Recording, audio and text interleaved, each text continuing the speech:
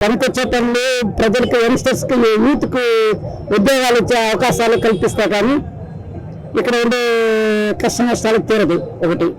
రెండోది ఏమిటంటే కరప్షన్ అనేది అంటే ఎక్కడా కూడా ఈ రాష్ట్రం అభివృద్ధి కాదు. రెండు. దీనికి అన్నిటికీ మెయిన్ కారణం ఏమిటంటే ప్రజలే. ఒకప్పుడు మా పెద్ద పెద్ద నాయకులు తప్పులు చేస్తూ వచ్చినారు. చిన్న లీడర్లు, ఎమ్మెల్యేలు, కార్యకర్తలు, ప్రజలు నిజాయితీగా ఉన్నారు. దాని తర్వాత ఎమ్మెల్యేలు దొంగలైనారు. దాని తర్వాత చిన్న చిన్న లీడర్లు దొంగలైనారు. ఇప్పుడు ప్రజలు దొంగలైపిస్తారు. ఎప్పుడు ప్రజలు దొంగలైనారు ఈ రాష్ట్రం కరప్షన్ పైన నడుస్తుంది. ఏ గవర్నమెంట్ వచ్చినా దానిలో పెద్దగా మార్పులు అనేది కనబడదు. ఎట్లా కనబడుతుందండి?